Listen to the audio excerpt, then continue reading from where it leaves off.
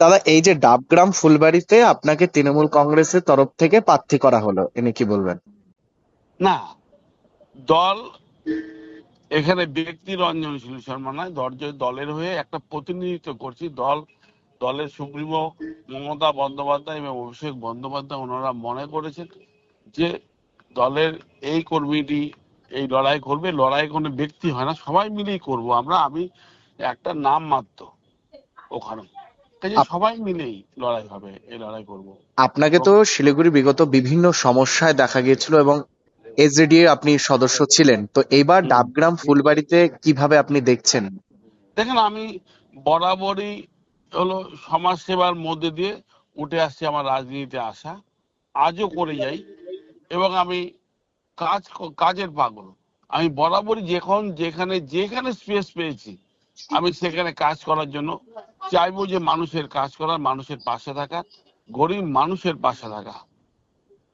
এবং এবং দাদা, আরেকটা বিষয়, যেখানে শিখা চ্যাটার্জি বিগত 5 বছর তিনি ওখানে এমএলএ ছিলেন, আবারও তাকে ভারতীয় জনতা পার্টির থেকে টিকিট দেওয়া হচ্ছে, সেটাতে আপনাদের কি মনে হচ্ছে? মানে তার সাথে লড়াই করতে কি? ওই একটা আলাদা রাজনৈতিক দল, তারা মনে করেছে ওনাকে দিয়েছেন, যোগ্য মনে করছেন দিয়েছেন। আর আমাদের দল মনে করেছেন আমি লড়াই করতে পারবো তাই দিয়েছেন। তো কাজে ওনার দলের বিষয়ে কোনো বিষয় নাই, উনি 5 বছর ছিলেন, সেটাই মানুষের দরবারে ওনাকে জবাব দিতে হবে। 5 বছরে ওনার কাজ করবে। আমরা মানুষের কাছে চাইবো যে আমরা আগামীতে কি করতে চাই, কি করব আমরা, সেটা মানুষ যায়, এই দুটোকে বিচার বিবেচনা করে সিদ্ধান্ত গ্রহণ করবে। প্রচার শুরু করার আগে কিভাবে দেখছেন আপনার ডাবগ্রাম ফুলবাড়িতে? না, প্রচার শুরু করার আগে আমি আগামীকাল ফিরবো শিলিগুড়ি, পরশুদিন সকাল 7:30টায় আমি ওনার আশীর্বাদ নিব, মায়ের কাছে গিয়ে আশীর্বাদ নিয়ে বেরোবো প্রচার। মানে কার আশীর্বাদ?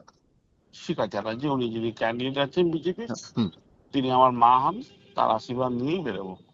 এবং ডাবগ্রাম ফুলবাড়িতে যদি আপনাকে সেই এলাকার মানুষ জয় করে, তাহলে ডাবগ্রাম এলাকার মানুষ প্রথমে কি পাবে আপনার কাছে? আশা কি পাবে? মানে কি আপনার লক্ষ্য, যে ওই এলাকায় এটা পিছিয়ে রয়েছে এখনো পর্যন্ত?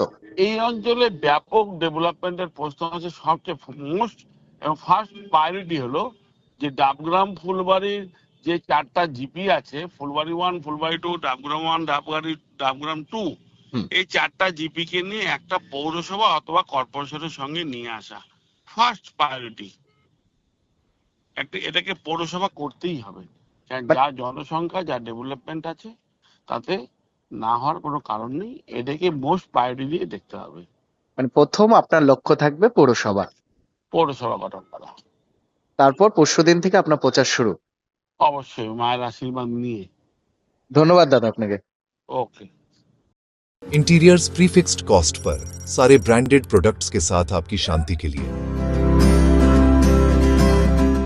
And to end hassle free interiors, design से डिलीवरी तक। Selection furniture and interior, Sevoke road, Siliguri. For inquiry call 7699736111।